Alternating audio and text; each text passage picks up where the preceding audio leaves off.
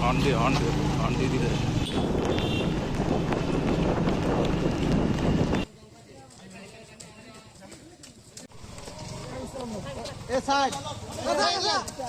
যদি এরকম কোন প্রতিযোগিতা হয় সবাইকে আবারও শুভেচ্ছা এবং অভিনন্দন জানাচ্ছি। আমরা মাদকের বিরুদ্ধে, আমরা মাদকের না বলবো, শরীরকে আল্লাহ সামনে করবে, আপনারা তাকে করার জন্য সুযোগ অংশগ্রহণ করার মাধ্যমে তারা জানান দিয়েছেন তারা এই সমাজকে কোন মাদক, কোন সন্ত্রাস, কোন ইফতিজার, কোন দুর্নীতিবাজ, কোন চাঁদাবাজদের হাতে আগামী দিনে ছেড়ে দিবে না ইনশাআল্লাহ।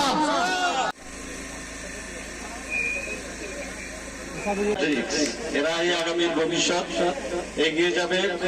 সহ বিভিন্ন রাষ্ট্রীয় দৌড় প্রতিযোগিতায় তিনি অংশগ্রহণ করেছেন।